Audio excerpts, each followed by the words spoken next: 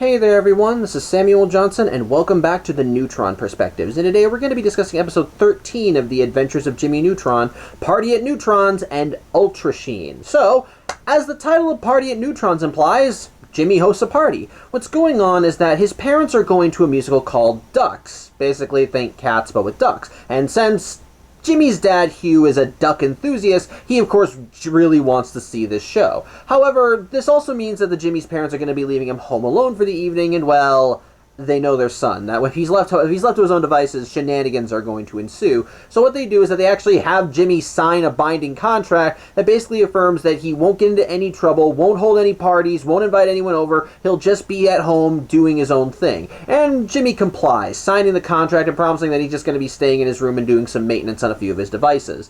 Now, so Jimmy's parents leave, and Jimmy does exactly what he promised to do. But later that evening, Carl and Sheen invite themselves over, as Sheen has gotten into his possession season 1 of a show called Teenage Ultralord on DVD, and he wants to watch it with Carl and Jimmy. But Jimmy tells his friends that his parents are out and he's not allowed to have anyone over.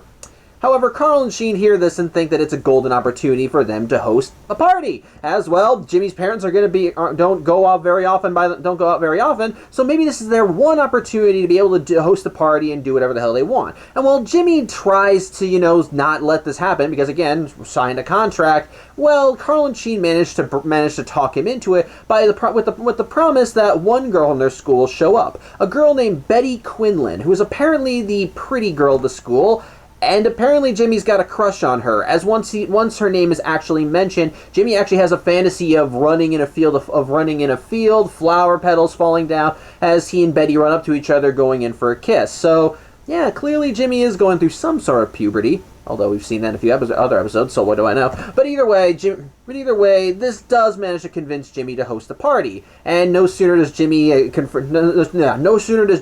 to this, that Carl and Sheen are already pretty much calling everybody in their school. As such, all the kids end up showing up. Jimmy puts on the party host disguise or whatever, or costume or whatever, and basically takes on the role. But once all the kids arrive, they're asking the obvious questions. Where's the party? Because, yeah, there are no snacks, there are no games, there's no music. It's basically just a bunch of kids there doing nothing. As such, many of the kids start getting disappointed, and Nick, who his arrival was kind of a predominant factor in having this party even go forth at all, even decides that maybe he should go. So, as such, Jimmy, to try and keep the party going, does leave to try and get, party games, snacks, and what have you, but the kids all do start to collectively leave. However, Sheen stops them from going and promises them that they can have the party be lively because, well, Jimmy's got a bunch of inventions in his room, so maybe they could go play with those. And so the kids all go up to Jimmy's room, and for once, they're actually impressed with Jimmy's inventions, and they decide, well, maybe this is worth staying for. And as such, by the time Jimmy comes back with all the games and drinks and snacks and what have you, all the party is just in full swing in his living room, as all the kids are messing with his stuff, and they're actually having a great time. Nick is flying around on Jimmy's jetpack. Libya's using Goddard to get a live stream of a concert going. Apparently, Cindy shrunk down Carl and he's now running around doing his own thing. And Sheen even tried using Jimmy's time booth to try and get Harry Houdini out of the past, and instead wound up getting a velociraptor. Yeah, apparently he gets magicians and dinosaurs mixed up. Don't know how you can make that mistake. But either way, the Velociraptor is at least taken care of, as Jimmy manages to knock it out by a door and then throw it in a closet. But Jimmy just sees all the chaos going on with his inventions and decides this isn't worth it, and he decides to call the party off and tells everyone they need to hit the road. But before anyone can even leave, that's when Betty Quinlan shows up, saying that she heard there was a party and wants to be involved, and yeah, that gets Jimmy to change his tune right there. And so the party is back in full swing. Everyone's having fun, enjoying themselves. Even Betty even asks Jimmy to dance, and they go onto the main table in Jimmy's living room, and Jimmy and Betty are actually having fun, as Jimmy's even getting into it. And so it looks like the party is actually going on without a hitch. That is till Jimmy's parents call him and let him know that they're coming home early. Why? Well, apparently one of the actors in the musical wound up breaking his wing, and Hugh, being the ever-enthusiastic goofball that he is, wound up deciding to jump on a stage and take his place, and long story short, the entire stage set was destroyed. So, it's all up. So, yeah, musical ruined. They're going home. As such, Jimmy's parents tell him that they're going to be home in 5 minutes, and Jimmy begins Jimmy's justifiably freaking out. And so he gets an ETA, and it looks like they're going to be there even less time than that. And so he tries to end the party early, but at this point, everyone's having too much fun. They don't want to leave. They want to dance through the rest of the night.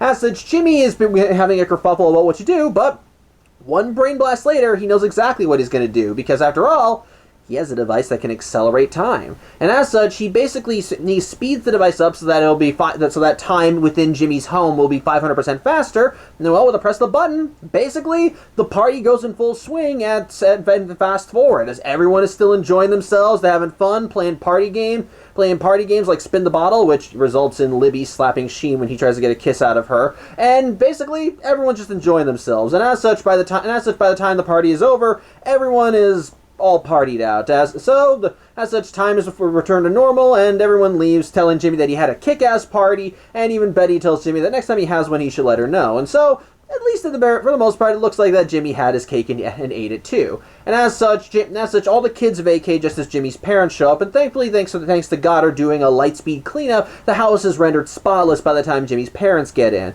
As such, it does look like that Jimmy has just skirted by and managed to get the favor of all his fellow students while also earning his parents' love and respect as they talk about how he's such a responsible boy. And as such, Hugh goes to the closet to drop off his jacket, only to find the Velociraptor in there, which proceeds to chase him around the house, and yeah, it's implied that at that point Jimmy's parents get angry at him. Although the last shot of this segment is Hugh running away in the black outro screen, calling the Velociraptor mean. It's great, but whatever. But anyway, this also leads us to Ultra Sheen. And what goes on in this episode is that Jimmy has created a new device called the Neutronic Gaming Pyramid, and what it is supposed to do is it basically allows whoever utilizes it to actually physically enter their favorite video game. All they have to do is just load the game into the pyramid, which I'm guessing has to be disc-based, so go figure. And then all they have to do is just step onto this pad, and you will be transported right into the game. However, the pyramid is still a prototype, so it does have some flaws. And the biggest one is, well,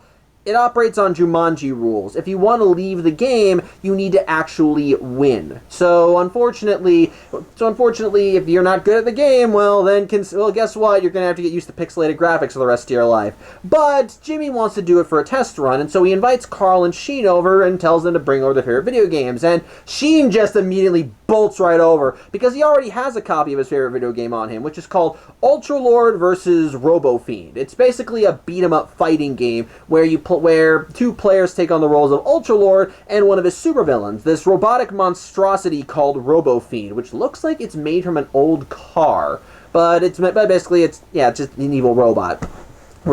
As such, Jimmy explains the Neutronic Gaming Pyramid, and of course Sheen immediately wants to jump into his game, so he loads up the game into the pyramid, and well, he literally falls right in. I'm not even kidding. He tries to go into the pad, he trips, and then when he's digitized into the game, he literally falls right in.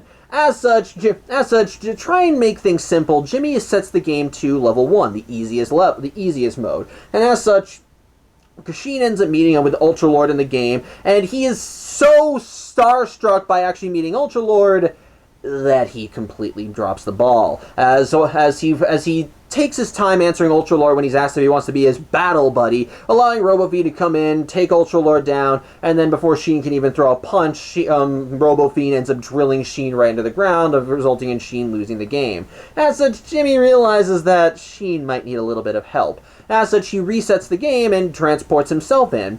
Actually, this is something I like. Every time the game is reset, the players that enter the game actually are reloaded in. So likewise, Sheen keeps falling into the game with every reset, and since Jimmy actually did step onto the pad without tripping, he just teleports in with a proud smile on his face. But regardless, now that the game is reset, both Jimmy and Sheen are able to help out Ultra Lord, and this time Sheen is not as starstruck, and so he's actually able to help Ultra Lord take on Robo Fiend, as he manages to get behind Robo Fiend, turn him off because he's got an off switch, and allows Ultra Lord to come in and just easily whoop Robo Fiend's ass. And so it does look like they've actually won the game. Unfortunately, though, that's where Carl comes in, as he wound up running back to his house to try and find his favorite game, and apparently all his video games are llama-based, go figure, and he does pick a game called Llama-Palooza, and so he arrives at Jimmy's lab, because the door was open, because Sheen, and he finds Ultralord vs. RoboFiend playing, and he apparently knows what the game is, so go figure, and so Carl thinks that this must be exactly what Jimmy wanted to show him, although he thinks that this is a special version of the game that features digital versions of Jimmy and Sheen. And so he thinks that Jimmy invited him over to play this game. So immediately he sits down at Jimmy's computer console and, well, he begins messing with it. And the first thing he messes with is the difficulty level, as he sees the level is set at level 1, and so he boosts it up to level 7. As such, the game is once more reset, which confuses Jimmy and Sheen because they just won. They should be out by now. But unfortunately, as things continue repeating, as once more Ultralord asks the pair of kids that they want to be his battle buddies, RoboFiend comes in, knocks Ultralord aside, and begins displaying powers and abilities that he shouldn't be having on the easiest difficulty, including magma breath and a toxic breath. As such, Jimmy and Sheen are able to run away, but Sheen is able to figure out that someone outside must have raised the difficulty level because, like I said, those abilities shouldn't be available on the easiest difficulty. And Jimmy and Sheen immediately put together right away that Carl is the one responsible. However, when they try to tell Carl, no, this is all real, we're actually in the game, Carl just thinks that this is an added feature of the game and continues messing with it as he begins basically taking on the reins as RoboFiend, and he actually tries fighting against Jimmy and Sheen. And while Ultralord does come in to defend them, again Carl messes with the console and he basically just cuts Ultralord off at the knees, depowering his shield and leaving him wide open for a magma breath attack. As such, Ultralord is down, and Jimmy and Sheen realize they are fucked if they try and fight RoboFiend in a fair fight right now. As such, Sheen says that they want a chance against the robot, then they need to find a power-up in the game called an Ultra Crystal. They can get that, as it'll give them the necessary boost to be able to take on RoboFiend. As such, Sheen elects to try and distract RoboFiend, while Jimmy basically runs around the game world trying to find an Ultra Crystal, which is basically located in all the rocks surrounding the area, because the game takes place on an alien planet called the Ultra Planetoid. Go figure. As such, Sheen is able to do his job, and Jimmy does find an Ultra Crystal. But when he tries throwing it to Sheen ends up fumbling as it bounces off his head, and RoboFiend ends up getting the Ultra Crystal, which ends up powering him up and transforms him into a giant called Mega RoboFiend. As such, it basically means that Jimmy and Sheen are now even more fucked than they were before. As such, Sheen once more tries distracting RoboFiend, while Jimmy tries finding another Ultra Crystal. But just as RoboFiend has Sheen right where he wants him, that's when something else happens. Because you see, after Carl defeated Ultralord, he thought the game needed a little something more. And so he decided to load in his Llama-Palooza game. And rather than having one game end and the other begin, the gaming pyramid just merges the games together. As what I love too is that as RoboFiend is holding Sheen up and getting ready to destroy him, and then both Sheen and RoboFiend just look over, and even RoboFiend is like, "What the?" As like when they see a whole herd of llamas running onto the scene with Carl riding on top of one, just having the time of his life. As such, the onslaught of llamas does cause RoboFiend to drop Sheen and allows him to get away with the herd, and thankfully Jimmy does find another Ultra Crystal, which was basically on the back of a Viper. As such, he throws the Ultra Crystal to Sheen, and it powers him up to the same level as RoboFiend, but unfortunately, all this does is that it puts Sheen and RoboFiend on an equal playing field. However, it turns out Sheen knows RoboFiend's exact weakness, and it's a good thing the programmers programmed this in, because if they didn't, this would be kind of stupid, and it maybe is a little stupid. It turns out that RoboFiend's one weakness is that he's lactose intolerant. Yes, the robot is apparently allergic to milk. And wouldn't you know it, there are llamas running around, so Sheen immediately grabs one and has it spray milk right in RoboFiend's face, which does actually do the job as RoboFiend screams in fury, runs away, and then fucking explodes. I guess there's a cheat code in there where you can use fucking milk to blow him up, go figure. But either way, this does mean that technically that the kids have won the game. And so as Ultralord Ultralord talks about how victorious they are, Sheen and Jimmy are ejected from the game as, like I said, they won, so they're free to go. But as they get back into Jimmy's lab, they begin wondering where the hell Carl is, Well, it turns out his game isn't over yet, as he's still inside there, basically having the time of his life in Llama-Palooza. As such, Sheen thinks that maybe he and Jimmy should go back in and get Carl, but Jimmy decides that maybe they'll just let him wait in there till after lunch. So the pair of them go off while Carl continues riding off on llamas. So there you go.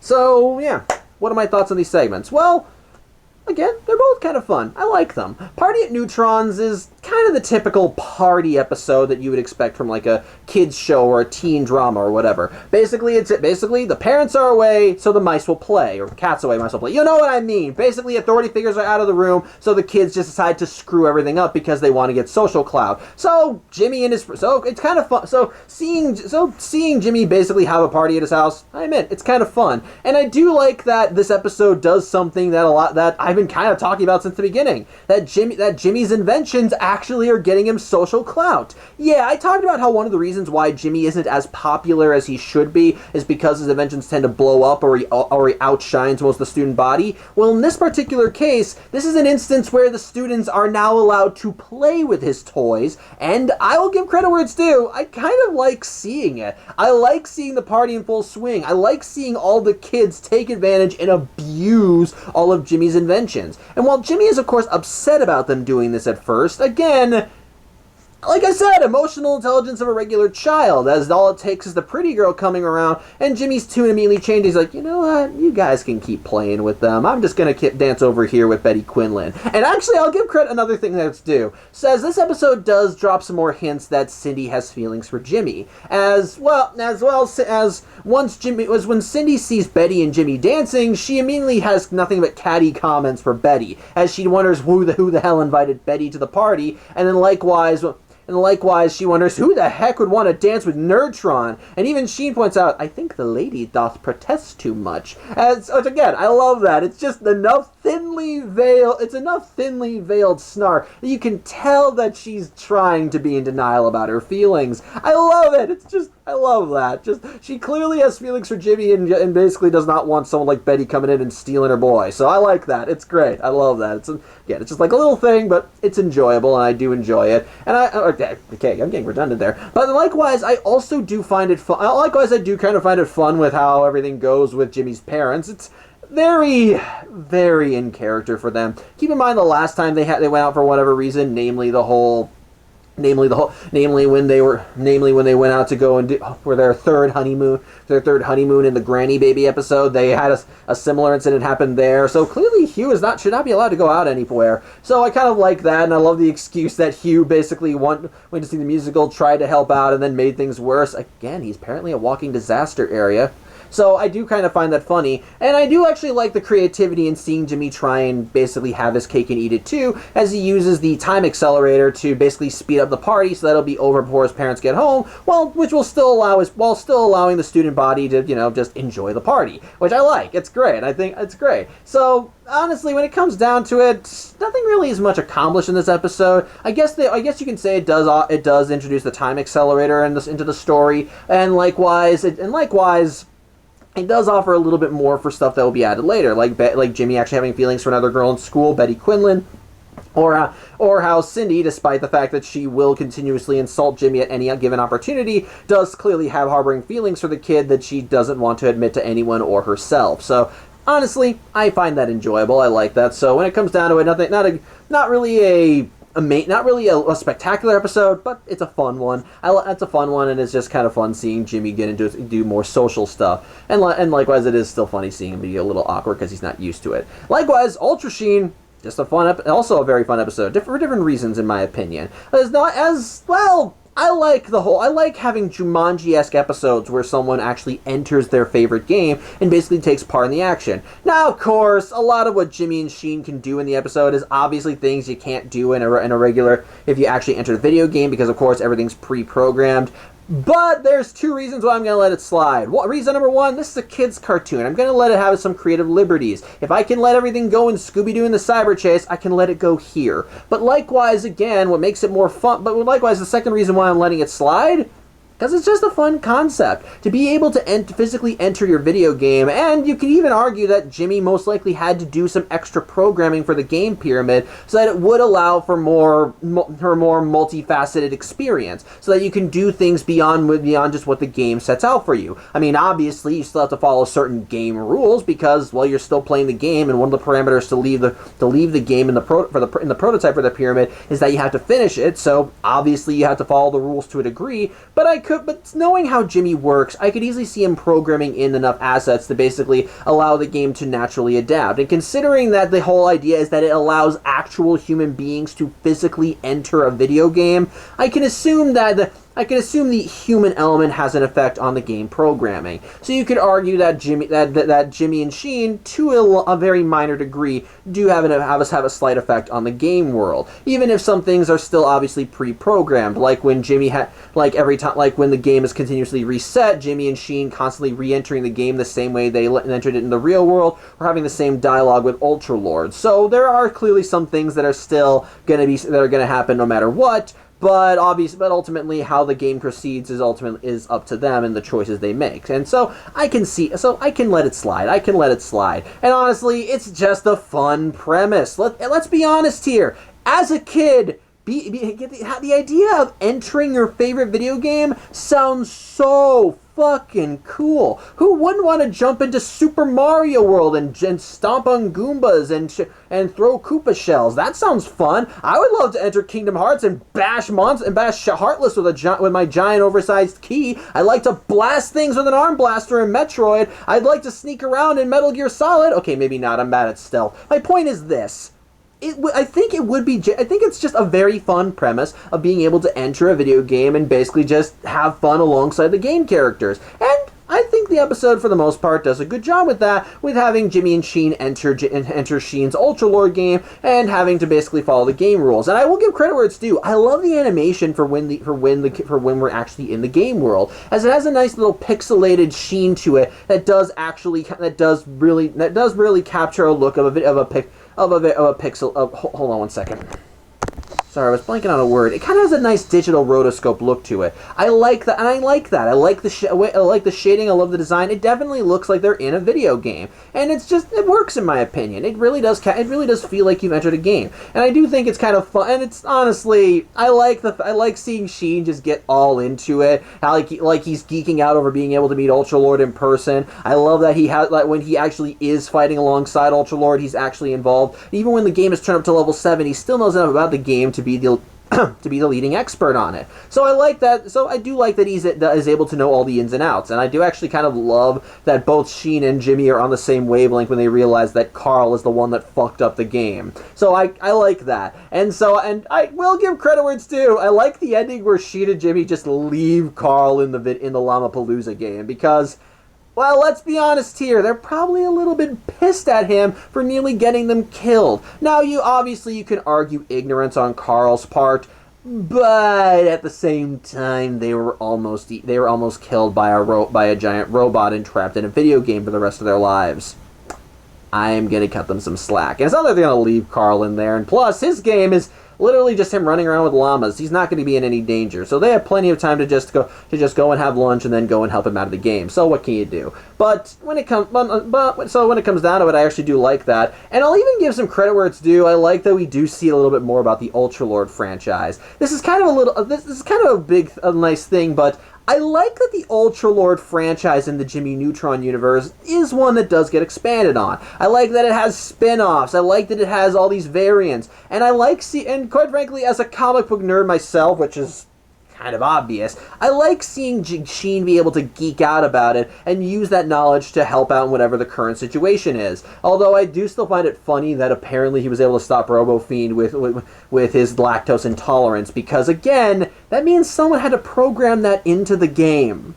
And I just kind of love the idea of some programmer out there thinking, you know what, on the off chance that a player can somehow work milk into this game, let's have it so that it kills RoboFiend right on the get-go. Which makes me think that it's a cheat code in there somewhere. Look for it. I think it should be there. So I find that amusing, and I like how it continues, and so I kind of like that. I like that we get to see them actually I like that we see more of Ultralord's rogues gallery, like in the form of Robo-Fiend. And I like that I'll be honest, I liked seeing Ultralord in the game. I love how he is kind of like the typical superhero archetype with his grandiose way of speaking. Like he's just kind of like like the typical space hero that likes to announce their presence and acts like they're some of the they're one of the most gosh darn greatest characters that the world has ever seen. It's fun. I like it. So I like seeing that. So yeah, just on premise alone and execution, I think Ultra Sheen is a fun ride as well. So yeah, when it comes down to it, Party at Neutron's fun time, and it's a fun time. It's a fun time.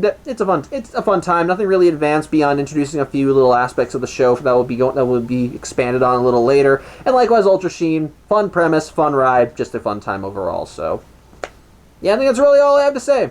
I hope you enjoyed the video. As always, I'm Samuel Johnson, and I hope to see you next week, because next week we're going to be seeing another introduction of a new villain in Jimmy's Rogues Gallery. So till then, I hope you have a good Friday, and take care.